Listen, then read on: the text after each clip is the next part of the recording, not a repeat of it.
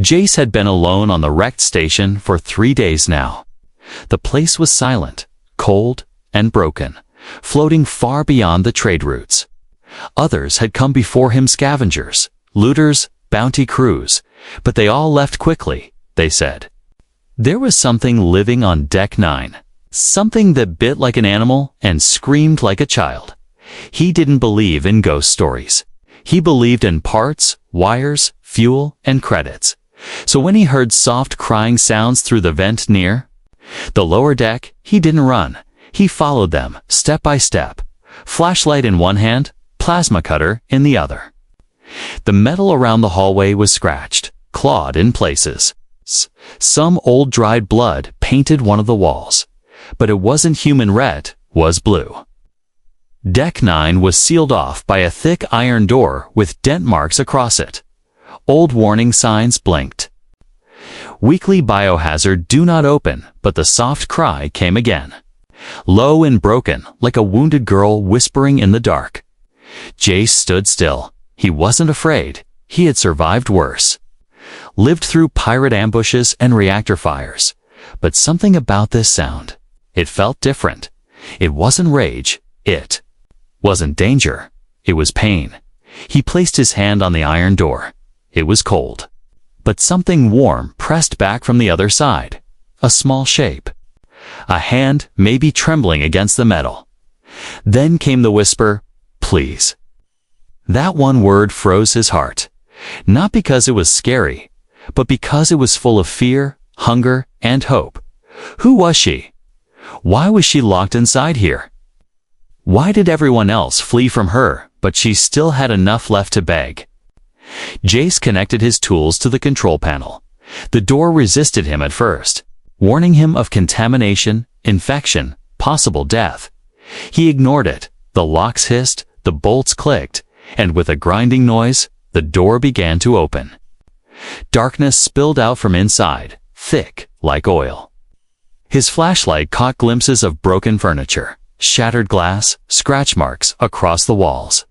And then movement. She crawled out of the shadows, slowly, like a wild thing learning to move. Again, her body was thin, shaking, covered in torn rags and wires. Her skin was pale with glowing blue veins running through it. Her silver hair hung in tangled strands across her face. But her eyes, those large glowing eyes, were full of terror. She saw Jace. She hissed like a cornered beast. Sharp teeth flashing in the dim light. Then she lunged. Jace didn't shoot. He didn't move. Instead, he reached out his hand. The girl landed inches from his chest, her mouth open to bite, but she stopped. Her breathing was heavy, her eyes confused. She looked at the hand he offered her, not a weapon, not a cage, just a hand. No one had done that before. No one had reached out. She backed away, still on all fours, still watching him like an animal. But she didn't attack again. Jace slowly knelt down, placing a protein bar and a water pack on the ground between them. He slid them toward her, and then sat back, calm and quiet. She sniffed the bar, then grabbed it and bit into it like she hadn't eaten in days. Her hands were shaking. Her eyes never left Jace's face. She didn't speak again, just ate in. Silence, slowly relaxing just a little. Jace looked around the dark room behind her. Cages, wires, broken lab equipment, old logs on flickering screens. Something bad had happened here. Something very bad. But in the middle of that nightmare, this girl had survived, alone, locked away, forgotten, and still alive. Jace didn't know who she was yet. He didn't know what they had done to her, or why people said she was dangerous. But one thing was clear. She didn't need a bullet. She needed a friend. Jace woke up on the cold floor of Deck 9. He had fallen asleep with his back against the wall. One hand still near his belt blaster, just in case. The girl was still there, curled in the far corner like a wild animal. Her silver hair covering most of her face, but her glowing blue eyes were open. Watching him, she hadn't run, she hadn't attacked again. And most importantly, she hadn't bitten him. That alone was a miracle. Every other crew that tried exploring this place had been chased out by screams, by something that clawed and bit with terrifying speed. They had left warning messages scratched into walls. "Do not enter, she bites monster below." But Jace had done something no one else had. He didn't fire, he didn't run, he just reached out a hand, and now she sat there, not biting, not screaming, just watching. Jace slowly sat up, rubbing his sore neck. His movements were slow, calm, no sudden jerks. He didn't want to scare her. He pulled out another protein bar and placed it on the floor between them. "I'm Jace," he said softly. "I'm not here to hurt you." The girl didn't speak. She tilted her head slightly, sniffing the air like an animal testing for danger. Then she crawled forward slowly, grabbed the food, and retreated to her corner. She ate quietly, still keeping one eye on him. Jace noticed something strange. Her teeth were sharp, but not all of them. Only 2 bottom canines were long like a predator's. The rest were small and normal. Almost human. He checked his wrist device and scanned her briefly from a distance. Her biosigns were unstable, part human, part something else. Not pure alien, not pure human.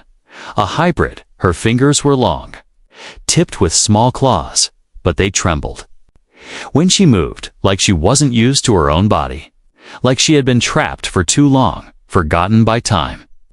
Jace turned his gaze to the ruined lab behind her.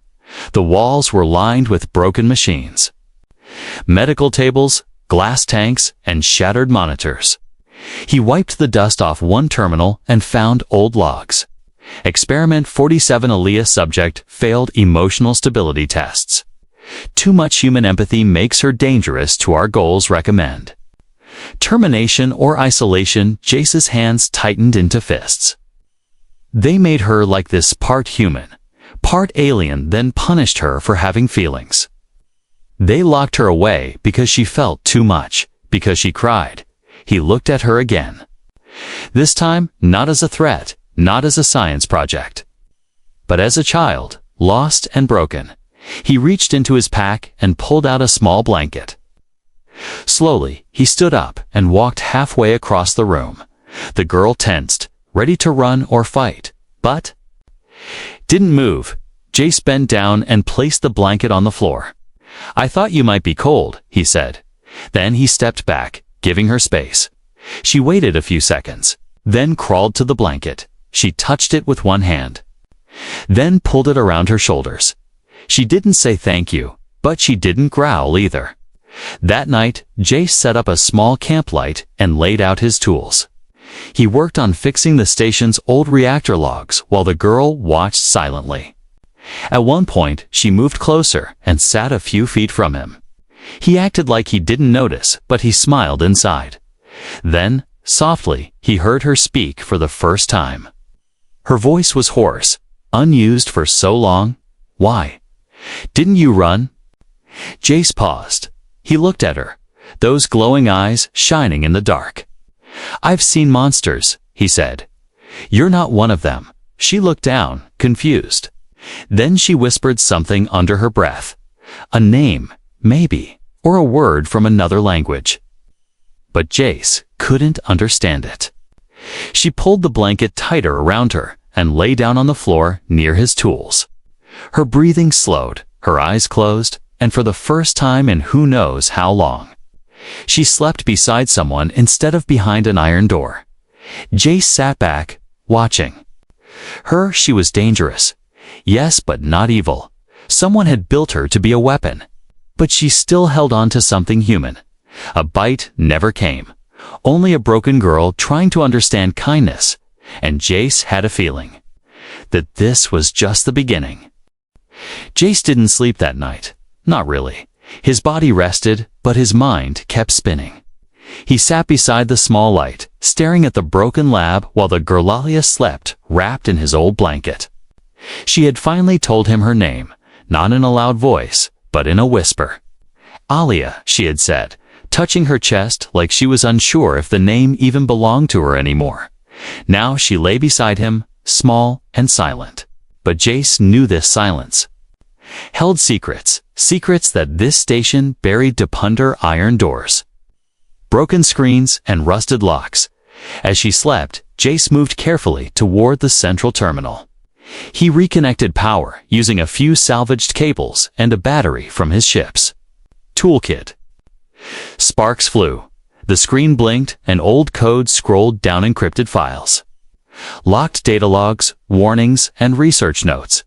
One file stood out. Project Hybrid 47 Subject Alia. He clicked it open, and a deep robotic voice began to read. Subject 47 was designed for extreme adaptability in hostile zones. Created from combined human and Xalithon DNA. Developed under Directive 12 Warborn Unit Program. Jace frowned. Xalithon, he had heard that name before. A reptilian alien species known for speed, aggression, and heat resistance. Enemies in the last border war, but the voice continued. Emotional irregularities were detected early in Subject 47.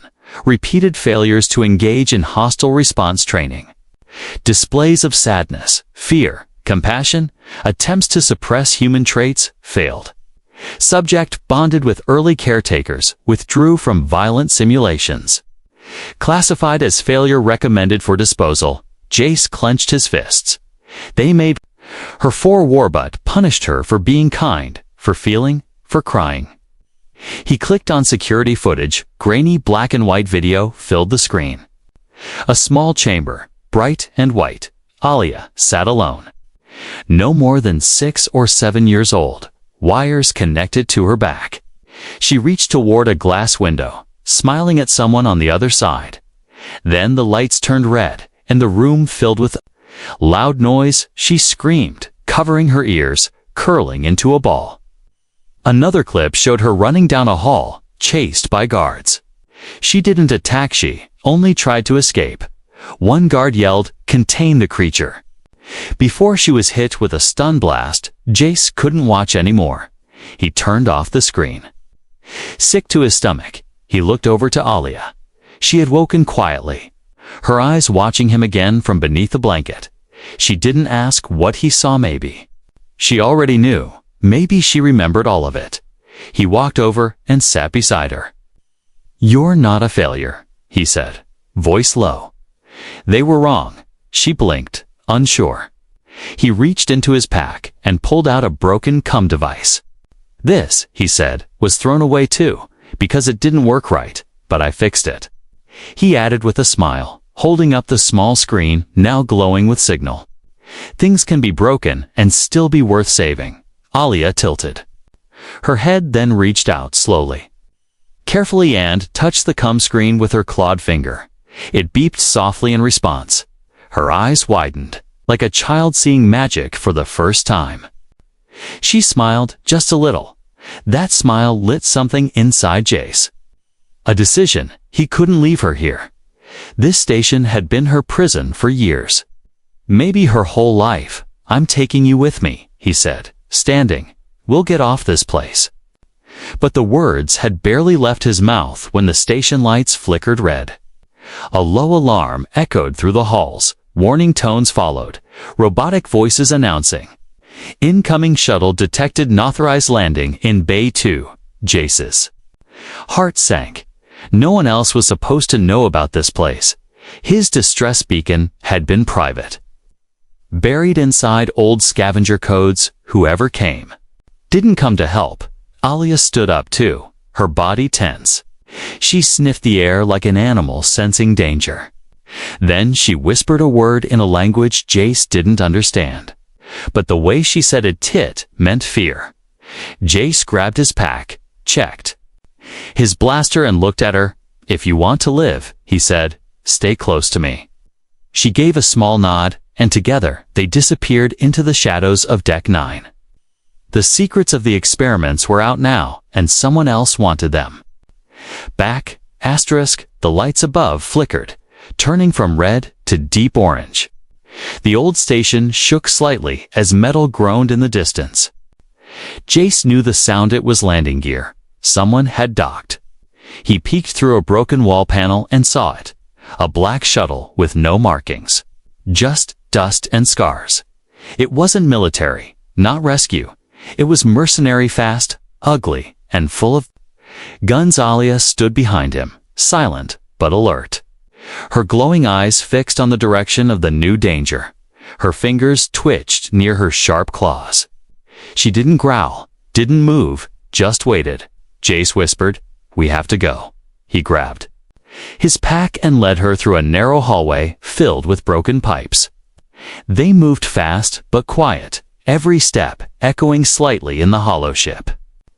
They reached an old supply room. Jace opened a locker and pulled out an old side blaster for Alia. She looked at it, confused. "I don't shoot," she said softly. Jace nodded. "Then just stay behind me." Voices echoed down the corridor.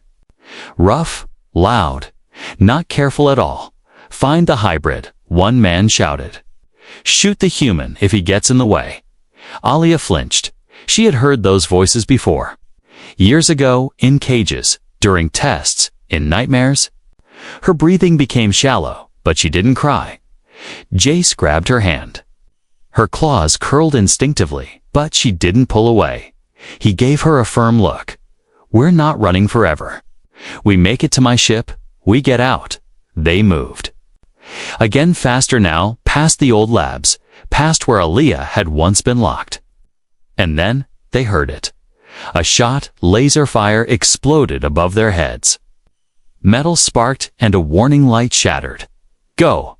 Jace shouted, pushing Alia into a crawl tunnel.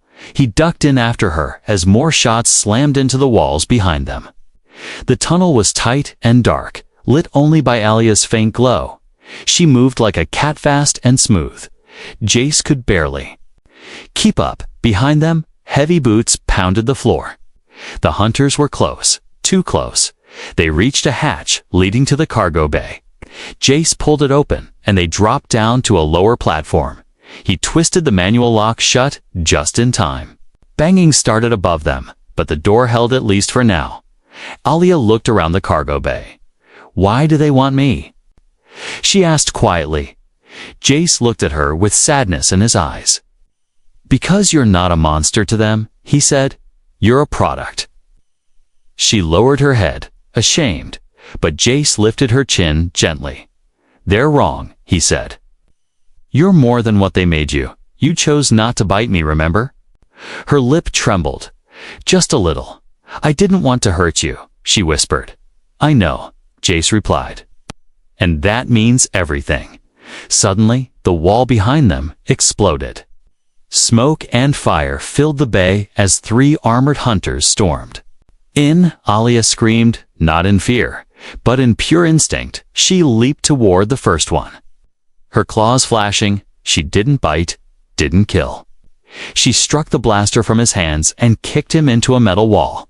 Another aimed at her, but Jace fired first. His shot hit the hunter in the shoulder, sending him spinning. The third tried to flank, but Alia spun low and swept his legs. Together, they fought wild and desperate, not as soldier and weapon, but as 2 lives trying to survive. When the dust settled, 2 hunters were unconscious. One limped away through the smoke, leaving behind his weapon and pride. Alia fell to her knees, shaking. She had fought but hadn't let herself become a monster. She hadn't killed, even when she could have. Jace knelt beside her. "You okay?" he asked. She nodded, tears in her glowing eyes. "I didn't hurt them badly." She said. "No," Jace said. "You showed them you're not what they fear." Suddenly, his wrist device buzzed. He checked it, eyes narrowing. More incoming. "Ships," he muttered. "Reinforcements." They didn't have much time. Jace helped Alia up. "We make it to my ship," he said. "No stopping." Alia looked at the defeated hunters. "Will they come after us again?" she asked. Jace nodded slowly. "Yeah," he said. "But next time, we won't be alone." Together, they ran across the bay. 1 human, 1 hybrid. Chased by killers, but held together by one quiet promise. She was no longer just a project. No longer just the girl behind the iron door. She was Alia, and she was free. The ship was cold and dark when they finally made it. Jace sealed the hatch behind them, panting hard. Smoke clung to his jacket. And Alia's claws were stained with oil and dust, but they were alive. The old freighter groaned as Jace powered it up. Lights flickered, engines hummed. They had made it out of the dead station. But the wounds they carried weren't all visible. Jace leaned back in the pilot's chair, his shoulder bleeding from a sharp graze. Alia sat across from him, crouched on the metal floor with her arms around her knees. She was quiet, too quiet. Jace pulled open his medical kit. "Let me see your arm," he said gently. She shook her head. "I'm fine," but she wasn't. He noticed the slight wince when she moved her right side, and there was a blue line of blood leaking from under her torn sleeve. He knelt beside her. "I helped you before," he said softly. "Let me help again." Alia looked at him with wide, uncertain eyes. Then slowly, she lifted her arm. The wound wasn't deep, but it was messy. Some kind of shrapnel was embedded near her shoulder. Jace reached for his tools, disinfected the area, and carefully pulled it out.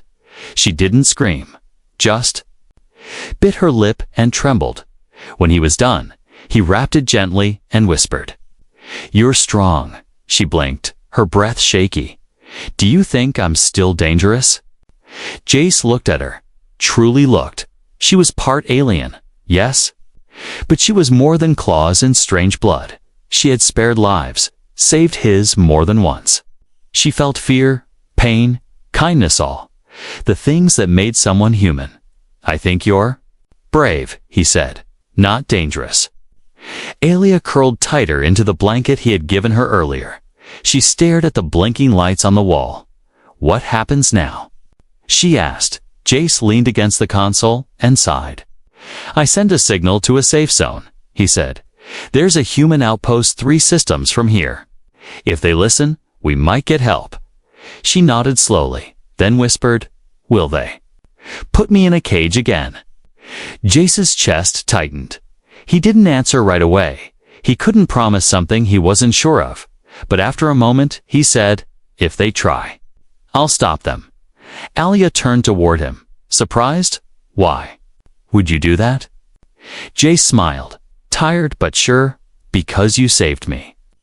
And because you deserve more than fear." Hours passed. The ship drifted quietly through the void of space. Alia slept on a small bench, curled under her blanket. Jace worked at the console, fixing broken wires, sending out weak signals, hoping someone kind would answer. At one point, she woke up from a nightmare. Her breathing fast, Jace rushed over and sat beside her. "It's okay," he whispered. "You're safe now." She leaned against him slowly, unsure at first. But then her head rested on his shoulder. Her claws relaxed, and her eyes closed again. Jace didn't move. He just sat there, letting her rest. This wasn't just about survival anymore. It was about trust. He remembered what he had seen in the lab, those cold reports, the files that labeled her as a failure. But nothing about Alia felt like failure. She was learning, changing, trying. And that made her extraordinary. Later, while she slept again, Jace opened a new message draft. He recorded a short log. "This is Jace Lauren, former scavenger, requesting safe entry to Human Outpost 73 Delta. I'm traveling with a hybrid child named Alia. She is not a threat. She is someone worth saving. Please, don't treat her like a weapon." He hesitated, then added, "She's the bravest person I've ever met." He sent the message and leaned back in the chair. Outside the window, stars stretched across the black sky. Endless, cold, and silent. But inside the ship, for the first time in days, there was warmth. Not from the broken heater, but from something deeper. A girl who had never known kindness was starting to believe in it. A man who had never planned to protect anyone was now ready to fight the whole galaxy if he had to. And in the dark between broken stars and old scars, something began to heal. A soft chime echoed through the ship's control panel. Jace leaned forward quickly and read the blinking screen. Message received, Federation Outpost 73 Delta. They had heard him. The reply was short. Approach allowed. Subject to boarding and medical inspection. Hybrid passenger flagged for genetic review. Jace cursed under his breath. He knew what that meant. They didn't want to help. They wanted to study, to test to turn Alia back into a lab subject. He turned to look at her. She was sitting cross-legged on the floor, drawing with her claws in the dust of the cargo bay. Her eyes lit up when he entered. Did someone answer? She asked hopefully. Jace didn't want to lie. They said we can land, he said slowly. But they want to run tests on you. Her smile faded. Her hands dropped to her lap. They'll put wires on me again, she whispered. Like? Before Jace sat beside her, I won't let them, he said. We'll be careful. She nodded but said nothing. A long silence followed, heavy and cold. Then she looked up at him. Why do they hate what I am? Jace had no easy answer. He had seen how people feared what they didn't understand, and Alia was a living puzzle. But he also knew her heart. Her choices, her courage, that mattered more than her DNA. I don't hate it, he said, and maybe. They don't have to either. Before they landed, Jace decided to check something. He connected Alia's wrist scanner to his console. He wanted to understand why she was different, why she had both human compassion and alien strength. Lines of data appeared on the screen. Her DNA was complex twisting strands of human and Zalithan code woven together. But something else was hidden inside. A third strand, locked deep in the sequence. He ran the analyzer again. The console beeped, confused. It flashed a message. Unidentified genetic marker detected. Jace stared at the result. No record existed for this gene pattern. Not in any known system, not in any research base. What are you hiding, kid? He whispered. He turned toward Alia. Has anything strange ever happened to you? He asked. Like, your body changing? Alia looked nervous. There's something, she said slowly. When I get scared, I hear voices inside me. Not loud, but like something pulling. Jace leaned in. What did they say? Not words, she said. Just calling me like I belong somewhere else. Jace felt a chill run through him. This wasn't just a hybrid child. She might be carrying something ancient, something not from any lab, before he could ask more. The ship's alarm beeped again. They had reached the outpost. The station floated like a metal flower above the planet below. Bright lights flickered on its surface, and ships flew in and out like insects. Jace switched to auto landing and tightened his grip on the controls. Just follow my lead, he told Alia. As they landed, 2 guards approached the ship with scanners and rifles. Jace stepped out first, calm and confident. Alia followed, her head down, hood pulled over her glowing eyes. The guards scanned her wrist device. The screen turned red. Hybrid category, unstable. They raised their weapons. Step back, sir. One said she must be taken for immediate testing. Jace moved in front of her. You said inspection, he snapped. You didn't say imprisonment. The lead officer narrowed his eyes. Do you know what you're carrying? He asked coldly. She's not just a hybrid. There's a code in her blood we've never seen before. It could be dangerous. She's a child. Jace growled. She's a person, not a code. Behind them, Alia stepped forward. She looked up, pulling down her hood. Her glowing eyes stared at the guards. Not with fear, but with quiet strength. I'm not dangerous, she said. I'm learning. The guards hesitated. Then one of them checked his scanner again, frowning. There's something else, he said. The genetic code. It's mutating. What does that mean? Jace asked. The guard looked up. Pale? It means her DNA is adapting in real time. She's becoming something new. Silence fell between them. Jace felt a strange mix of fear and wonder. Alia wasn't just created. She was evolving. Not a weapon, not a failure. She was becoming a new form of life. The officer radioed the station commander. "We need orders," he said. This is beyond protocol." Alia stood still. Jace moved beside her, his hand resting gently on her shoulder. No matter what they said, he wasn't going to leave her behind. Not now, not ever. And somewhere, deep in Alia's chest, that strange third code shimmered again, waiting, changing, waking. The room was silent as the station commander walked in. Her white coat brushed the floor, her eyes sharp and cold. Behind her, 2 guards followed closely, their hands near their weapons. Alia stood beside Jace, small and still. Her claws were hidden inside the sleeves of her coat, her head lowered. But her glowing blue eyes never stopped watching. Jace stepped forward, voice steady. "She's not a threat," he said. "She's saved lives. She made choices. She's becoming something new, something human." The commander didn't speak at first. She stared at Alia like a puzzle she couldn't solve. Finally, she said, "The data shows her DNA is mutating on its own." "She could become anything." "Exactly," Jace replied. "That's why she deserves a chance." The commander raised an eyebrow. "A chance to do what?" "To live. To escape. To grow into something we can't control." Jace nodded slowly. "Yes," he said, "because life isn't about control, it's about choices." Alia looked up then, her voice quiet but clear. "I don't want to be a weapon," she said. "I just want to be someone." The room grew quiet again. No one moved. Then, to everyone's surprise, the commander stepped forward. She knelt in front of Alia, not with fear, but curiosity. She reached out her hand. Slowly, Alia froze, her eyes wide. It reminded her of Jace, the first time someone hadn't run, the first time someone had reached out a hand. "Not a gun." Alia looked at Jace. Uncertain, he gave her a small nod. "Go on." She raised her hand slowly, carefully, and touched the commander's palm. It was a small moment, but powerful. Not a scan, not a test.